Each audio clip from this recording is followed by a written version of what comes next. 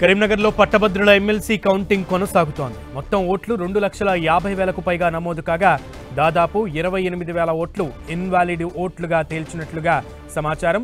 ఇటు రెండో round ముగిసేసరికి BJP అభ్యర్థి 1,492 ఓట్ల లీడ్లో ఉన్నారు. 21 టేబుల్స్పై ప్రతి రౌండ్కు 21,000 ఓట్ల చొప్పున లెక్కిస్తున్నారు. మొత్తం 12 రౌండ్లలో మొదటి ప్రాధాన్యత ఓట్లను అధికారులు లెక్కించనున్నారు.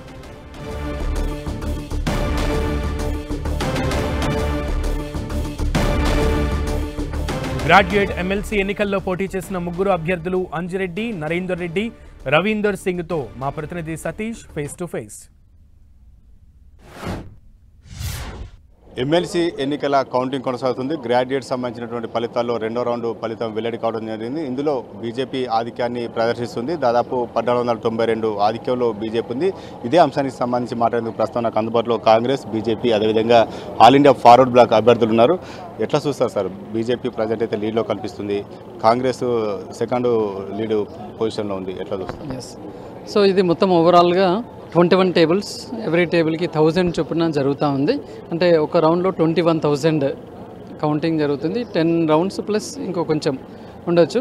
ఇప్పుడు 2 రౌండ్లు మాత్రమే అయింది కాబట్టి ఇంకా ఖచ్చితంగా నమ్మకం ఉంది. ఇంకా 8 రౌండ్లలో మళ్ళీ మనం తొందరలోనే లీడ్కి వస్తామని చెప్పేసి ఇప్పుడు ఉన్నది కూడా మరి స్వల్ప తేడాలోనే ఉండి ఉన్నాం కాబట్టి తప్పకుండా ఇంకో 2-3 రౌండ్లలో మరి ముందంజలుగునే వస్తానని చెప్పేసి ఆశాభావంతో ఉన్నాను. అంటే ప్రస్తుతం ట్రెండ్స్ చూస్తుంటే సెకండ్ ప్రయారిటీ ఓటు కౌంటింగ్ పోవాల్సిన పరిస్థితి కనిపిస్తుంది. అందులో సెకండ్ ప్రయారిటీలో ఏ రకంగా ఉండబోతుంది అనుకుంటున్నారు? సెకండ్ ప్రియారిటీలో ఏ రకంగా ఉంటుంది అనేది మనం జనరలీ అంటే నాకు తెలిసిన మట్టుకైతే మరి అందరికీ సుపరిచితుని కాబట్టి ఎవరికి బీజేపీకి ఫస్ట్ ప్రియారిటీ వేసిన వాళ్ళు కూడా సెకండ్ ప్రియారిటీ నాకు వేస్తారనుకుంటున్నాను. అలాగే బీఎస్పీకి ఫస్ట్ ప్రియారిటీ వేసిన వాళ్ళు కూడా నాకు సెకండ్ ప్రియారిటీ వేస్తారనుకుంటున్నాను. కాబట్టి ఎవరు ఎలిమినేట్ అయినా కూడా సెకండ్ ప్రియారిటీ మరి నాకు బాగా యాడ్ అవుతూ అది విన్నింగ్ దిశగా తీసుకెళ్తుందన్న ఆశాభావంతో ఉన్నాను. ప్రస్తుతం రెండో రౌండ్ పూర్తయింది. 1,492 ఓట్ల ఆధిక్యాలు ఉన్నారు. ఇదే ట్రెండ్స్ కొనసాగుతుంది అనుకుంటున్నారు? రెండో రౌండ్కే మేము 1,492, ఫస్ట్ రౌండ్ కూడా మేము లీడ్లో ఉన్నాం, థర్డ్ రౌండ్లో కూడా లీడ్లో ఉంటాం. 100% కంటిన్యూ లీడ్ పోతూ ఉంటుంది. మేము బ్యాలెట్ పేపర్ ఓపెన్ చేసినప్పుడే సుమారు కొన్ని ఏరియాలు తప్ప మిగతా ఏరియాల్లో 1/4 ఏరియా తప్ప మిగతా ఏరియాలో మొత్తం 75% మేమే లీడ్లో ఉన్నాం. అంటే బీజేపీకి ఈ సీజన్లో ఎమ్మెల్సీ ఎలక్షన్ సీజన్లో ఒక టీచర్స్ గెలిచారు. ప్రజెంట్ గ్రాడ్యుయేట్ సంబంధించినటువంటి దాంట్లో లీడ్లో ఉన్నారు. ఎటువంటి అంశాలు బీజేపీ కలిసి వస్తుంది అనుకుంటున్నారు? భారతీయ జనతా పార్టీ ఏదైతే ఇన్కమ్ ట్యాక్స్ రిలీఫ్ పెట్టిందో 12,75,000 ఎంప్లాయీస్కు, తర్వాత బిజినెస్ మెన్లకు, స్మాల్ స్కేల్ ఇండస్ట్రీకు, తర్వాత రిటైర్డ్ ఎంప్లాయీస్, పెన్షన్దారులు ప్రతి ఒక్కరు హ్యాపీగా ఫీల్ అవుతారు. అదేవిధంగా మా రథసారథి కిషన్ రెడ్డి గారు, ఇక్కడ బండి సంజయ్ గారు, మిగతా ఎంపీలు, ఎమ్మెల్యేలు ప్రతి ఒక్కరు క్యాన్వసింగ్ చేయడం జరిగింది. ప్రతి ఒక్కరు ఎవరు దాంట్లో వాళ్ళు మేము లీడ్ ఇస్తామని స్వచ్ఛందంగా చెప్పడం జరిగింది. భారతీయ జనతా పార్టీకి ఒక కలెక్టివ్గా పనిచేయడం జరిగింది.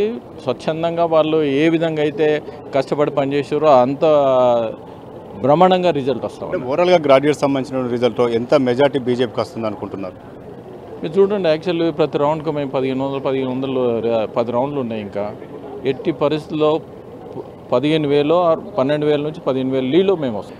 90% మేము 15,000 మెజార్టీతో ఉంటాం.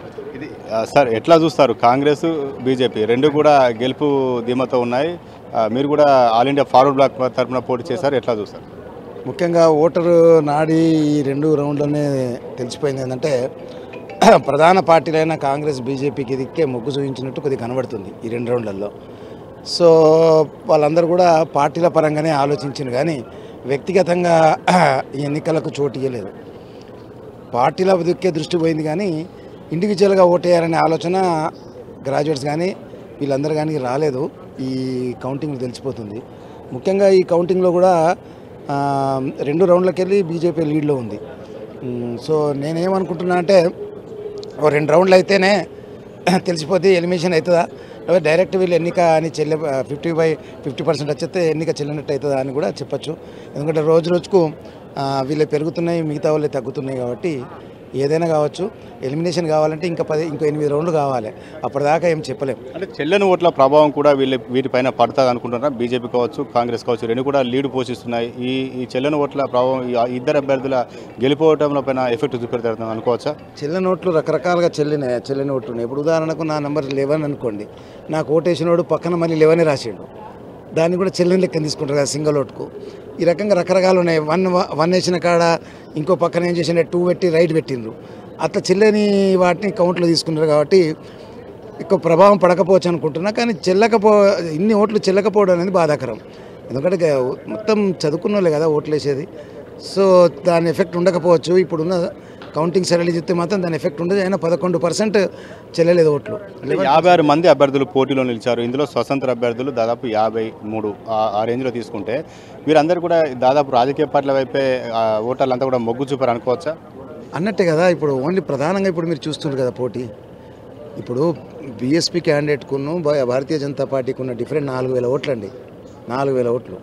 అదే కాంగ్రెస్కును బీజేపీకి ఉన్న డిఫరెంట్ ఎంత 1,400 ఓట్లు ఈ రెండు ఉన్నాయి. కాబట్టి ప్రధాన పార్టీలకే ప్రజలు ఆలోచించారు అనేది మాత్రం ఈ 2 రౌండ్లు బట్టి తెలుస్తుంది. ఇది మొత్తానికైతే ప్రస్తుతం ఉన్నటువంటి రిజల్ట్ సిచ్యువేషన్ చూస్తే మాత్రం ఇటు కాంగ్రెస్ బీజేపీ మధ్య మాత్రం హోరాహోరీ పోటీ ఉన్నట్టుగా స్పష్టమవుతుంది. ఫలితాలు కూడా అదే తరహాలో వస్తుండడంతో ఈ రెండు పార్టీల మధ్య ప్రధాన పోటీ నెలకొన్నట్టుగా స్పష్టమవుతుంది. చూడాలి, ఇంకా కూడా రౌండ్స్ ఉన్నాయి. ఆ రౌండ్స్లో ఎవరు ఆధిక్యత ప్రదర్శిస్తారో, ఎవరు తగ్గుతారో మాత్రం మరికొన్ని గంటల్లోనే తేలబోతుంది. కెమెరా పర్సన్ సుజిత్తో సతీష్, 10 టీవీ, కరీంనగర్.